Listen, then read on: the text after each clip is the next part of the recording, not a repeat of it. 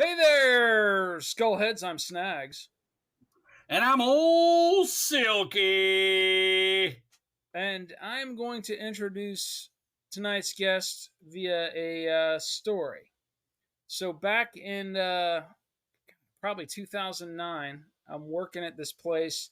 It's right when I first started getting into marketing, and I'm working at this place out in Conyers, Georgia, just outside of Atlanta. And the local library there. They basically had a policy they would lend books to anybody. It didn't matter where you lived. I'm living in Atlanta as usual, driving out there.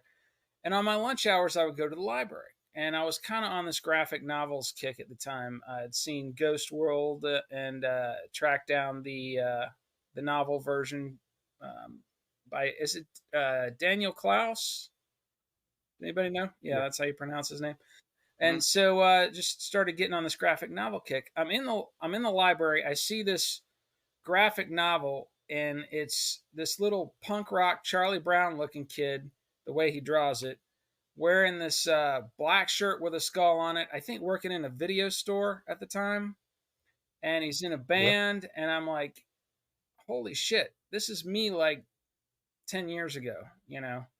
And so I check it out and I read it, and it's this cat who does 3 panel daily comic of every day of his life. And when he and was releasing them in zines and stuff, and when he would accumulate enough, he'd release it as a graphic novel. His name is his name is Ben White. His punk rock name is Ben Snakepit. So you got the John Lydon, Johnny Rotten thing going there. And Yep. we are Yep. lucky enough to have him on the show. For decades, Ben has been both documenting his daily life by creating a 3 panel comic and threatening to quit documenting his daily life. And but as of this recording, he's still documenting it. So I've read the Snake Pit Yep. book, My Life in the Jugular Vein, Snake Pit 2008, Manor Threat, and Snake Pit Gets Old. And it's been a while since I've read them, but we did a comics episode, just kind of general comic book stuff for our last episode, and I brought his name up, and then I was like, damn, we need to see if this cat will be on the podcast. And unlike some people who just drag it on, yeah, maybe let me check my schedule, let me talk to my manager and my agent. Ben just immediately said, yeah, I'd love to be on the show. So That's that was very awesome. gracious of you to come on. Much appreciated. Yeah. Oh, yeah, yeah. Thanks for having me. I really appreciate it. And so I often describe his work as a cross between Charles Bukowski and Charlie Brown. You can check it out for yourself at bensnakepit.com. Ben was also a very early member of the band The Sword. Played one show with them. That whole process is documented in his comics.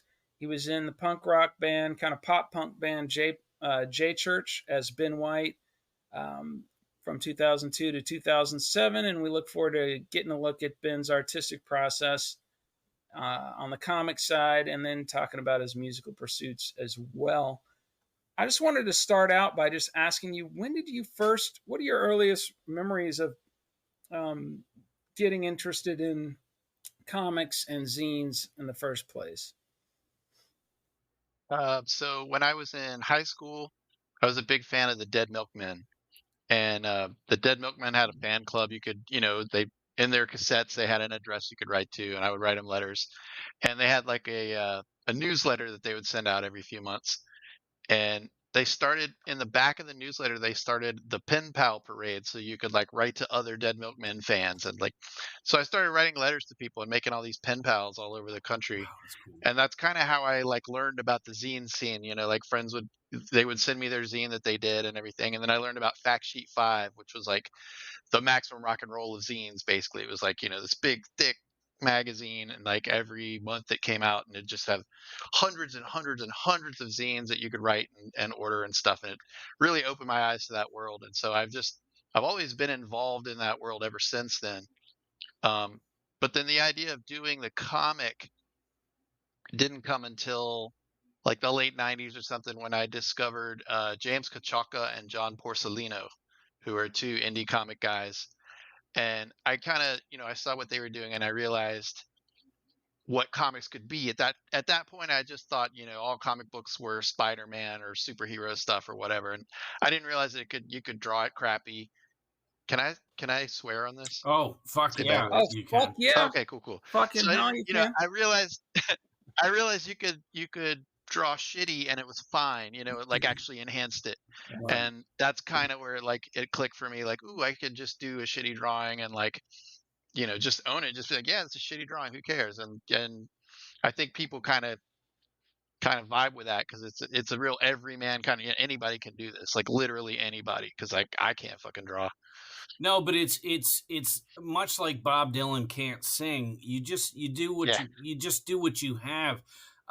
Snags and I, early in our friendship, we had a health class that was absolutely insane.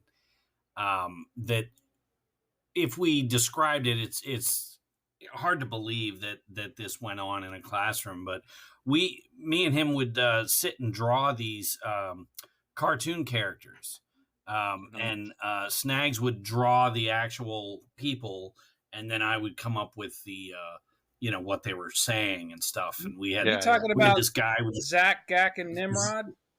yes, Yeah, so and we had these, Zach, Gak, and Nimrod, and they would do stuff like fill Herbie Kirby trash cans with water and ring somebody's doorbell, and then fill up the living so room. it would tip out, Yeah. and Zach had a spear through his head. Oh, that's right. Yeah, I forgot about that. Yeah. He would always, hey kids, shoot smack, Yeah, do drugs, just real positive. Yeah. positive But role model. we really, I believe we only did one full page story, but had we kept doing that, we would have thousands. Taking the world by storm. We'd have been rich by this now. was before, Yeah. but this was before Beavis and Butthead. This was before some of that, and too many instances. Me and him will look at something that's in popular culture and be like, "Oh my god, somebody's following us," and but. Anyways, yeah, that's his long rambling way of saying you're right. Any two idiots can make a comic. Yeah.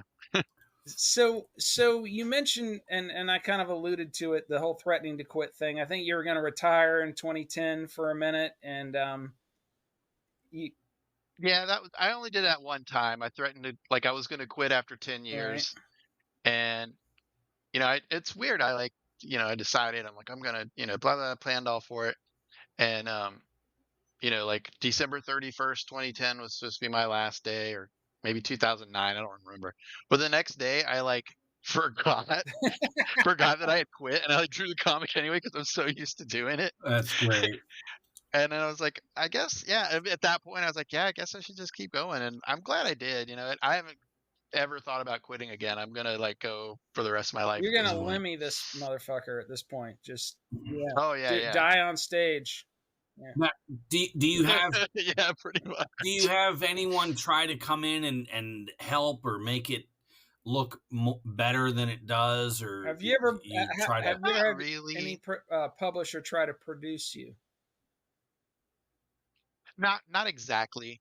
One of the first publishers that was doing my comics, like I would do, they do full color covers, and it was before I had like Photoshop or anything, so I would just kind of like let them color it, and they took some liberties that were a little weird that it's just not how I would have done it. But at the time, it's like, whatever, you guys do whatever you want. But since I've learned technology and learned how to color my own stuff, I don't know. I feel like I've got it under control at this point. Like occasionally I'll have someone email me and be like, "Hey, if you ever need help with your lettering or whatever," and it's like, you're missing the point completely. It's not about if it looks good. It's about if I was going. It, Yeah. Yeah. You started. It's like we were talking about the Misfits earlier. I think at work somebody was saying that they're touring with Danzig right now, and what if they did an album? And I said, well, they're much better musicians now than they were in 81 and 82. It's not going to sound it's not going to be the Misfits that you and I love and worship. It's Right. going to be a little bit more produced, probably a much better guitar player. It's just not going to be the same. So Yeah, yeah, yeah. I, There's something to be said for shitty art. Well, yeah, Shittily it's done the art. punk rock aesthetic, and it's a Yeah, yeah.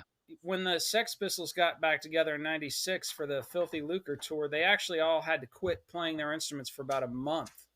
That was their preparation. yeah. Just don't play for a month. Get that jagged kind of edge back. Yeah, get That's rusty funny. again. Yeah, yeah. So what other aside from the initial inspiration, did you mention Jim's journal yet? Sorry, I'm 54. I forget shit. No, not yet. No. Yeah, so let's talk Yeah. about So Jim's journal and how that influenced you, and then I want to hear about what other cats you find inspiring in the underground comic world. But start with Jim's yeah, journal. so yeah, it was 97 or 98 or so, and I was in a Walden Books, like just killing time in the mall. And you go over to like where the Sunday Funny books are, like the Garfield and the Bloom County books and stuff. And I go and I find, actually, hang on, I find Oh, that's the cool thing about the headset. You can walk this book around right and you're here. still yeah. Yeah, yeah. This was the first Jim's Journal book I ever found. It's called I Made Some Brownies and They Were Pretty Good. Yeah, so he's Nice. holding up And just because we're just recording the yeah. audio, but for the audience, Oh, yeah. he's holding up Oh, right. Yeah, Jim's I guess journal. And that's Lovely. kind of like the old Garfield collections. The Yeah. It's like long- that same size. It's like it Yeah. would have been like newspaper comics, like Uh-huh. like compiled. Very And cool. I don't know, man. I just like instantly clicked with it. I completely ripped it off. Like it's exactly like Snake Pit. It's today I went to work and then I came home and watched TV and then I pet my cat and I fell asleep. That's it. Mhm. And so like I was obsessed with this thing. I was like, what the hell is this? Where did it come from? I'd never heard of it or seen it before. Mhm. And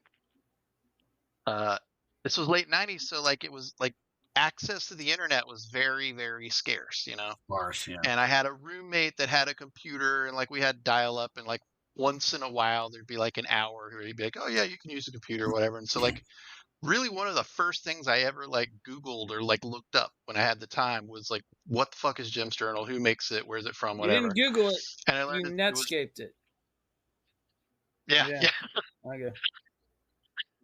And it turns out, I found out it was created by this guy Scott Dickers, who actually is one of the co-founders of the newspaper The Onion. I don't know if you Yeah, guys yeah. knew about Yeah. that. You know The Yeah. Onion, yeah, the It's parody news. fantastic.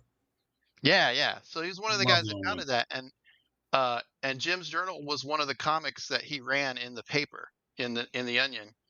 And the thing that I found out that it was fictional, that it's like there's not really a guy named Jim. It's just a character that he made up, and that like. At first it bummed me out, but then it was like, oh, wait a minute, maybe I should do this shit, And so that's basically where I got the idea. Is like, well, I'll do it, but for real, it will really be about my life. Mhm. And so that was summer of 2000 was when I first started drawing them, but I hadn't committed to it yet, and there's some spots, like where I'd missed a week or 2 weeks or something. And so when I got to New Year's Eve of 2000, 2001, I guess, I was like, okay, I'm going to start tomorrow and I'm going to really do every day and just keep going forever. And I haven't missed a day since then. So My favorite. That's huge. And at what point did you? I mean, did you have friends saying, "Hey, you should put this out," or did you? Yeah, how are you releasing Was them? that the mission? yeah, like after I got the first month of comics done, I just like went to Kinko's and like made a zine, a little like, I don't know, I guess it was an 8-page or 10-page zine. Like it was pretty small. It was just 1 month. It was called A Summer in the Snake Pit because that was the name of the house that I was living in. The Snake Pit was our punk house or whatever. And I didn't have any plans for it beyond just that 1 month of comics. And I made, I don't know, 50 copies or something at Kinko's, and I gave them out to my friends, and like the response was huge. Everybody was like, "This is a fucking great idea. You should keep doing it." And so I guess that's what kind of That's inspired me to awesome. keep going. Yeah. It's great to find your niche because too many of us just suck through life, and You got to wait you till don't your Yeah. want. 50s and find, oh, podcasts. Yeah, maybe that'll work. Yeah, Yeah. Right. yeah. So some of my favorite moments in those comics is where you're like, God damn it, it's been a month. I haven't done any fucking comics. I got to sit here all weekend and draw every, and you're catching up, and then you write about that. Yeah, I yeah, spent all yeah. day catching up. But it's dedication. So, Yeah. And actually, like, I think 2005 was 2004 or 5. I got so behind. I don't know, 3 months behind or something. And the like catching up was so brutal that I promised I'd never let myself get that far behind again. And I haven't. Now I really do them every single day. Because That's I've cool. learned it's like better, like, in the long run, you're going to be so look at much a calendar and gladder go, that what you did I do on the spend the 15 17th? minutes rather than what's Well, that? and you've got a fan base that's looking Yeah. forward to this stuff. So Yeah. Yeah. I guess so at this point. Yeah. So who else do you like in the comics world? Are you do you like anybody else, or are you like Sid Vicious, where you're like, I like New York Dolls and that's it. Everybody else sucks. Yeah. No, I mean, honestly don't read that many comics. Um, for a while when I first got inspired by him, I read a lot, but like nowadays I don't know a whole lot. Like I know like from like going to comic book conventions and like tabling there, I've met other people there that I know, and then like, turns out, oh, their comics are cool or whatever. But mhm. I never go like to the comic book store and buy stuff. Right. I'm really terrible about that. I don't really support my brothers and sisters. But like I was saying, James Kachaka and John Porcellino are two that I really, really got into.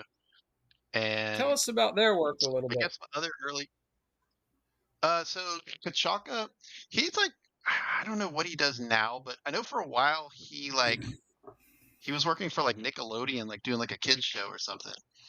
I really don't know though. Like I kind of like stopped following what he did. And Borsellino is his stuff is like seriously like 3 lines, like even more simple than my comics, but much more artistically, like more aesthetically pleasing. Like he's an actually a good artist.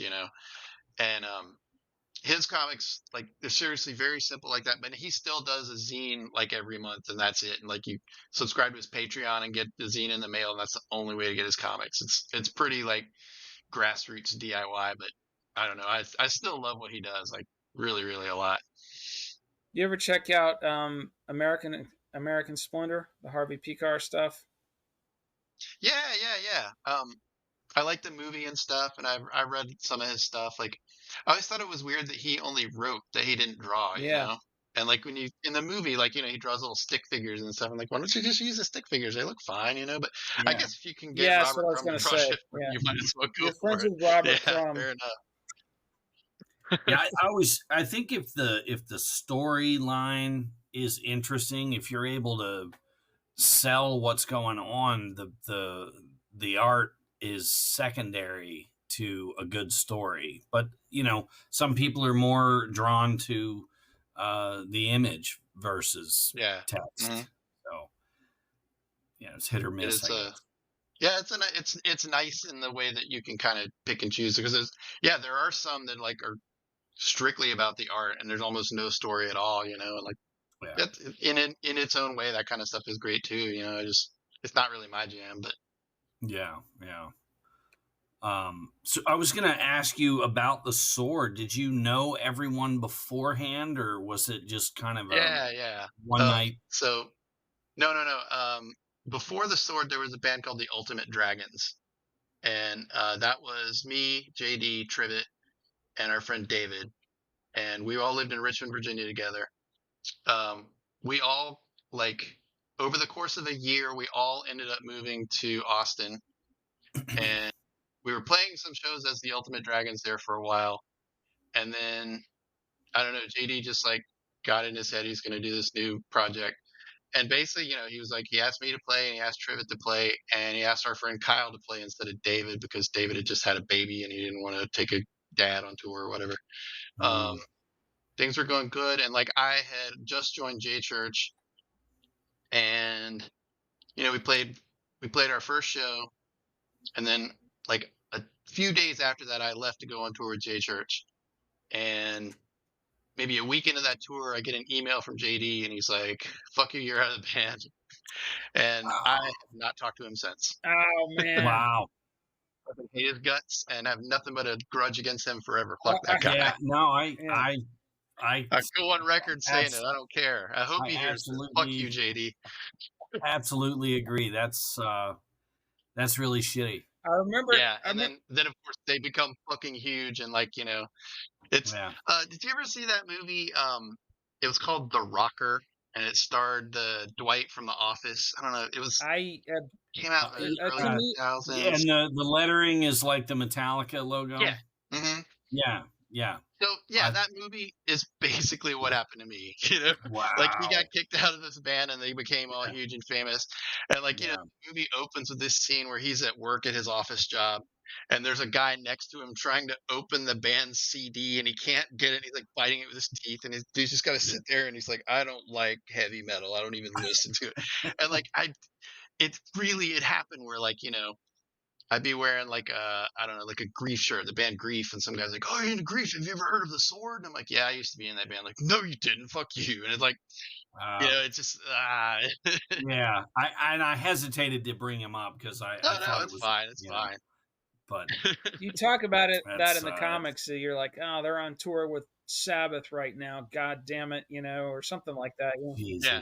So that answers one of the questions I had. What was that like? Just but so we all just got to say fuck you, JD. And, yeah, that's right. All right. Well, next band you start, you got to do a song. Fuck you, JD. Then. Oh, I've written plenty of songs about it. So there are some other bands you were in then aside from J Church and The Sword. I think in Snakepit Gets Old, you're in a different band. You play guitar in a couple bands. The Sword and J Church, you're playing bass, right? And right, so what bands did you play guitar in? So let's see, like J Church ended in 2007 because Lance passed away. And at that point I was actually playing drums in a band called Party Garbage.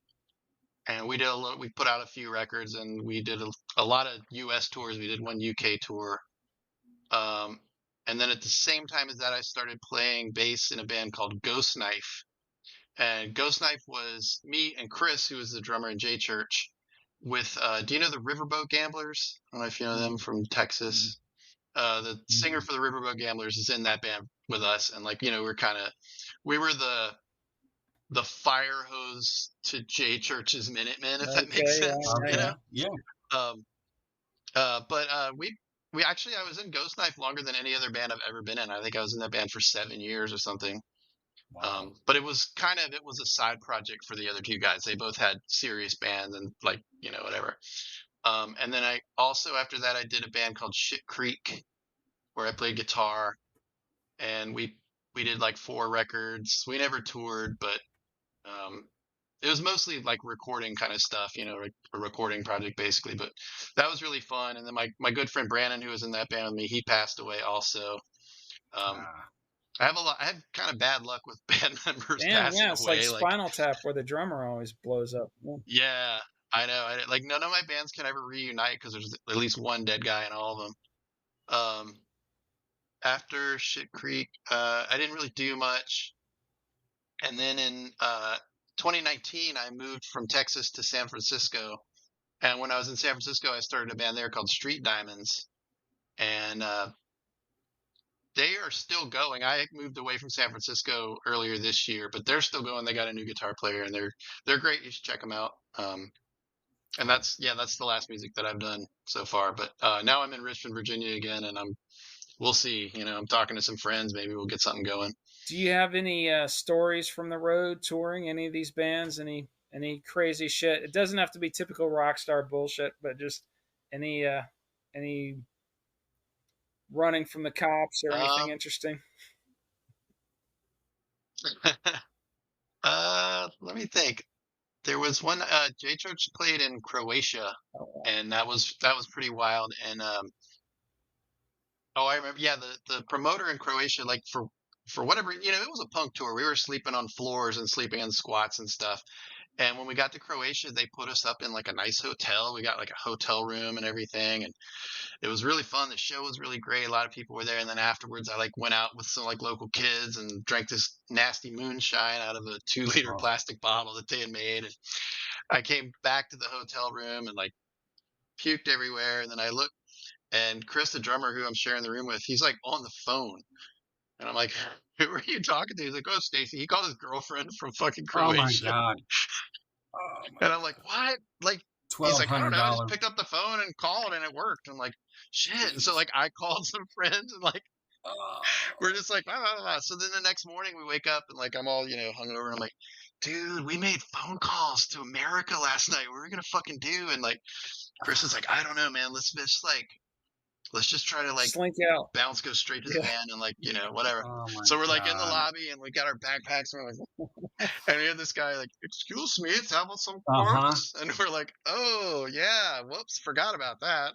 And we're like, yeah, how much? And he's like, blah blah blah kroner, like whatever the Croatian money is, it's some number that didn't mean anything to me. And I'm like, what's that in like euros? And he's like, 270.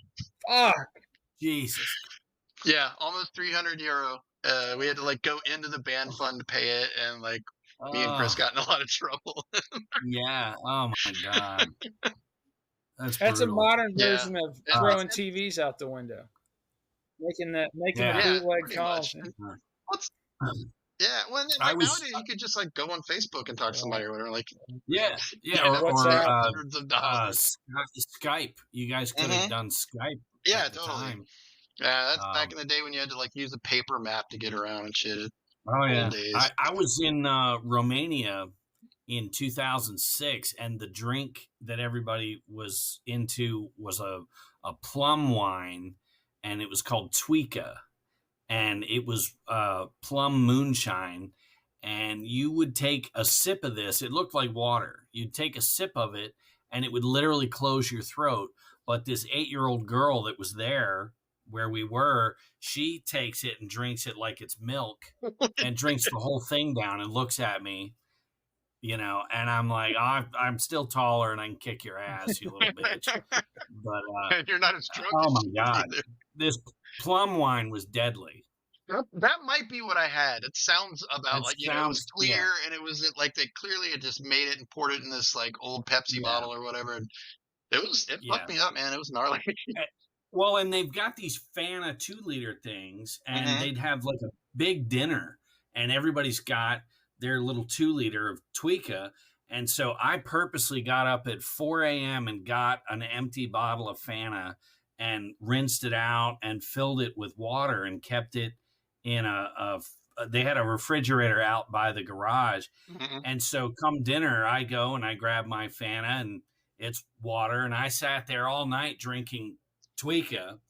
And the dad was a ex-KGB, really like scary dude, but now that flash forward to me being there, he was like the nicest, funniest guy. And late in the night, he finally comes over to check my bottle, because he's like, this guy's put most of this bottle away, and he's still clearly not inebriated at all. And I got busted. And I don't speak Romanian, but they were all they deport you at that point? You were gone. Yeah. No, they thought it was very funny. They thought it was very funny, though. That's the old Dean Martin trick, water down the booze and act drunk. And it was more out of desperation than anything, because that stuff is so deadly. Yeah. I couldn't imagine 2 liters of it. That's well, they're sitting there just like it's nothing, and I'm like, y'all are drinking battery acid here. Right. Couldn't do it. So I'm sure it's covered in the Big Adventure book, but hip us to why you made the move out to San Francisco, and then what that was like, and then why you made the move to Virginia. Yeah. So my wife got a really good tech job, and so we moved out for that.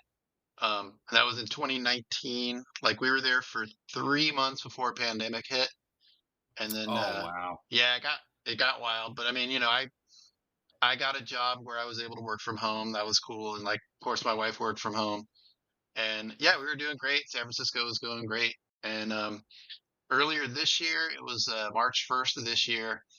I'm from Virginia. My family's from here. I wake up one morning to go to work, March 1st, and I look and there's 8 missed calls from the middle of the night from a Virginia number. I'm like, oh shit, that's not good. I call back and it's like the hospital. They're like, we have a Jane Doe here that we think is like your relative. And it turns out my mom lived by herself in an apartment. She set it on fire, like, had an accident, tripped over a lamp, it caught on fire. Yeah, they fire department had to come and like CPR her back to life and take her to the hospital for like she was intubated, with all this shit going on. It was fucking horrible. And so like that, I wake up, I'm like, oh fuck, so I buy a ticket to Richmond that day and jump on the plane. Yeah, mom was recovering for a week or so. While she was in the hospital recovering for the smoke inhalation, she had a stroke. So, we basically put her straight into a nursing home.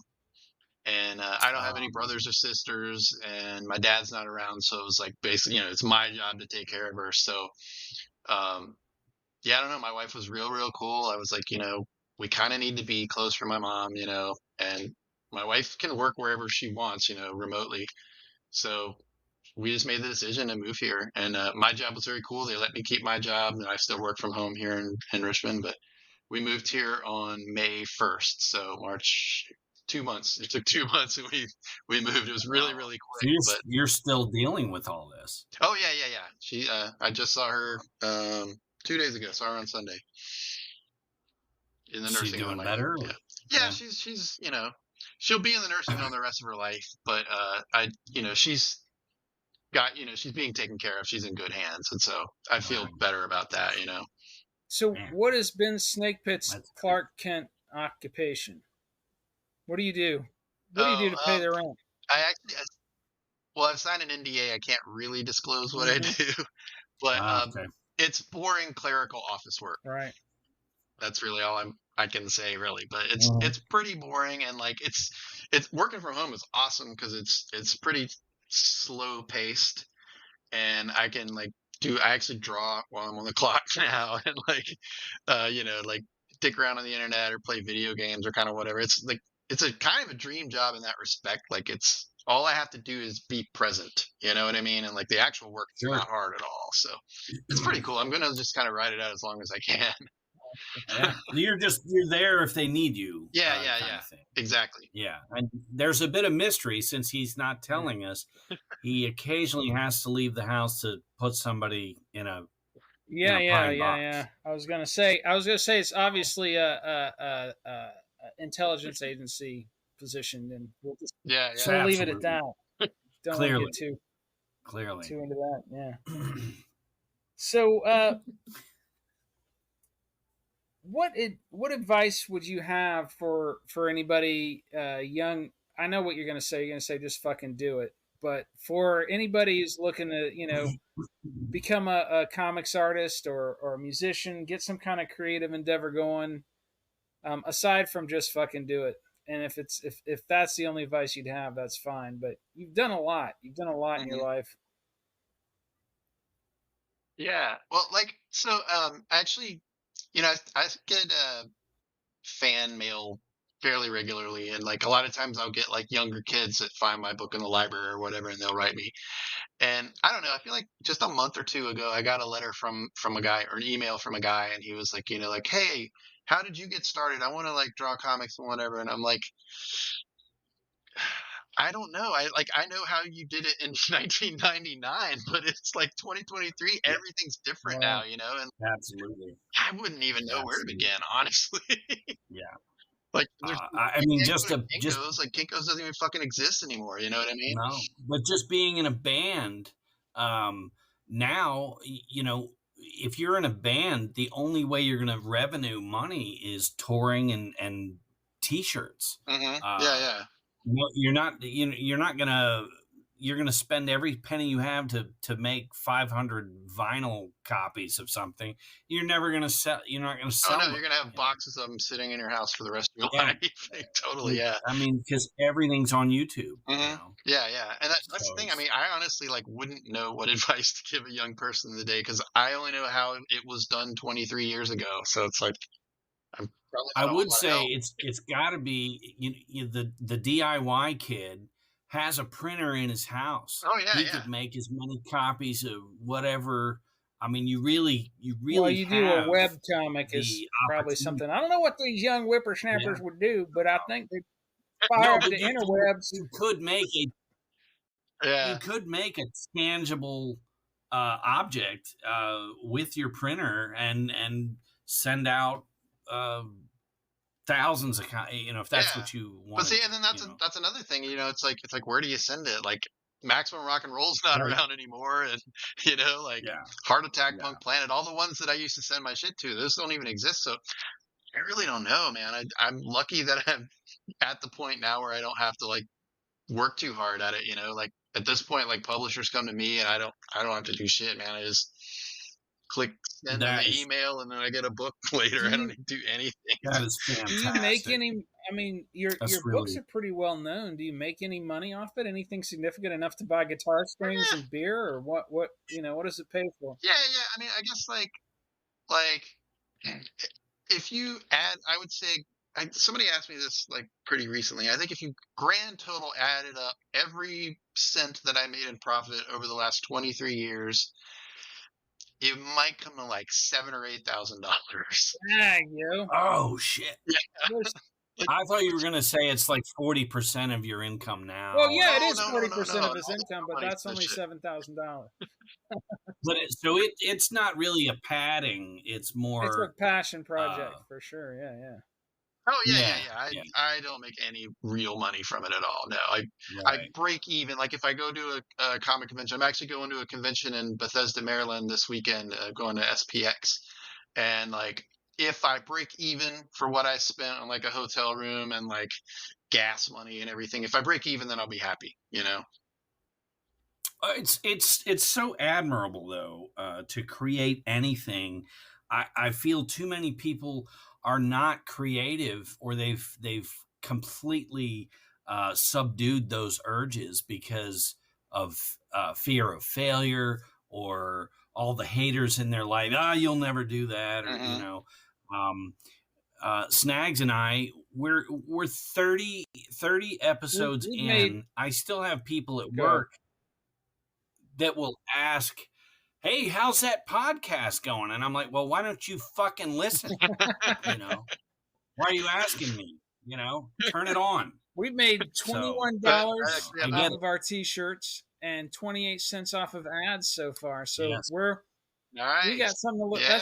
That's seven Yeah. thousand dollars less than you. So we got something to look forward to. The No, the it's really ad funny. thing Like, is funny because it jumps up occasionally, mhm. but it's still in the cents. And I'm saying, well, once we get to $2, Yeah, Yeah, I then want we my just can gotta quit dollar. our get over that You know? jobs. decimal in your.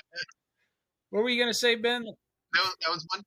Yeah, so one time I was at a convention in Texas, and you know I've got my little table set up with all my books and everything, and this like mom comes over and she's looking and she's like, "So what's this? What do you do?" I'm like, "Oh, I draw a comic every day, blah blah blah." And she's like, "Wow!" And I was like, "And I've been doing it, you know, for like 20 years." And she's like, "Wow, that's a really good idea. You know, you should stick with this. Maybe something will happen one day." And I'm like I said, I've been doing it for 20 fucking years. Still doing it. Any day People. now, yeah.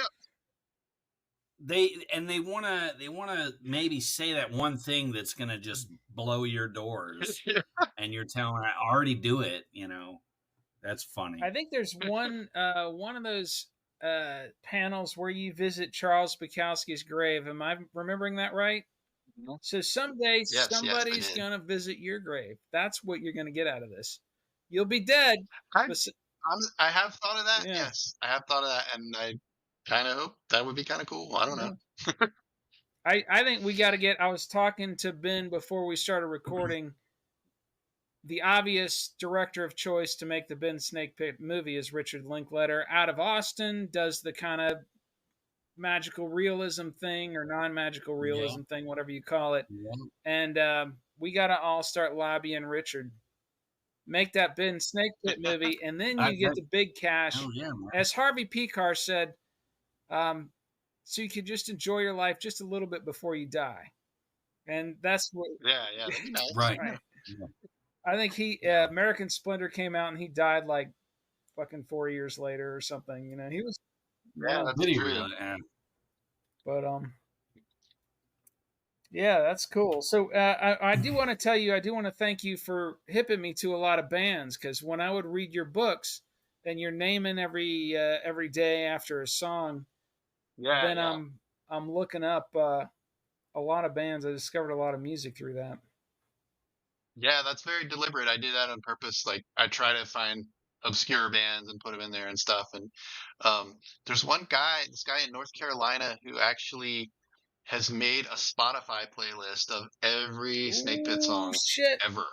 Like, We'll be linking yeah, that That's from what I the Click was. Pit. I'm gonna look it up right now. I was. yeah, I'll find I it and was send it to you. talking Yeah, about, because we do playlists, and I was just thinking that, but somebody's already done it. That's even easier. Then reading every single book. yeah, I'll find it And and we send can it to you. put, yeah. I think, No, and we can put that on the yeah, I on the think he might have on done. our I website. think it might be a playlist for each book. I can't remember, but I know he's spent a long time doing it. And I'm really impressed that he did it. There's a lot of obscure punk bands. Yeah, and there's a lot of stuff that isn't on Spotify, and you just have to skip that day or whatever. Because it's like some right. band I saw on tour in a basement that made like 5 demo tapes, and that's it. Like, whatever. Yeah, that's hard. Definitely send us the playlist. I looked it up. I wasn't able to find it. There's a ton of interviews with you on Spotify, the podcast shows and stuff. Yeah, we have a website that I don't know. Did we pimp that yet? Oh yeah, we're supposed to pimp the website. Yeah. Well, we're I think we're kind of nearing the end of the interview, so it's a good time to do it. So go to snagsandsilky.com. We'll link to bensnakepit.com and buy our merch. We got t-shirts and mugs and hoodies and all that jazz. Yeah. 3 different designs. Eric Stevens was kind enough to do those for us, and they're amazing. Every one of every design. Stickers and mugs. Yeah, we gotta buy beer, so buy that shit. And Right. you're definitely gonna send us the Spotify playlist. Yeah, Okay. yeah. As soon as we finish up here, Cool, I'll send you the email. Awesome. Cool. Do you have anything in the works, or are you just doing your day to day? And I think before are we allowed to mention that you might have another musical project coming up, or should we just pretend like I didn't say that? Oh yeah, I mean, it's still just in the talking about it phase at this point, but yeah, someday it will happen, I'm sure. Okay. I've got songs written. It's just a matter of finding people that get along with well enough to play. Yeah, no, that's exciting. Cool. That's cool. Yeah. You do like local touring and that kind of thing. Yeah. At this point, I definitely, I'm too old to sleep on floors anymore. I don't want to go on a punk tour, but it's still fun it's the joy is in the playing, as Schroeder used to say. Yes. Yep. If I may have a chance here to pimp myself, please check out my Patreon page, patreon.com/Ben Snakepit. I am in the process of uploading 1 page a day of the old comics, starting at the very beginning. I do one every day. There's hundreds and hundreds of pages up, and I've written new commentary about every single day, like kind of revisiting it 20 years later, like, oh, this is what happens. And it's pretty interesting, and it's a lot of fun. I got something new up every single day. I also am doing little fanzines 3 months at a time of my life now, picking up where my latest book left off. My latest book is Snakepit's Big Adventure, and that covers 2019 to 2021. So if you want to find out what happens after that, you can join my Patreon, and you get these zines in the mail, and I'll just make little stickers and buttons and all kinds of little bullshit. It's I mean, I try to make it That's fun, awesome. like a fan club. it's the Snake Pit Yeah. Friend Club where you rip off the Fiend Club, right? Yes. Yeah. Yes. Nice. Yep. Yeah. I like it. And that was going to be my next question. I like So the it. last book covers through 2021. When do you see? Are you going to do the next few years as one book at some point, or? Yeah. I try to do every 3 years as a book. Okay. So 22, 23, 24. By the end of 24, then it'll be time for the next book to come out, and it usually takes about a year for it to go from my drawings to the actual printed finished book. So look for it in late 25, probably. I don't know. That's great, though. Yeah. Where else on social media can people adds find up. you? I know you're on Twitter. Where else are you?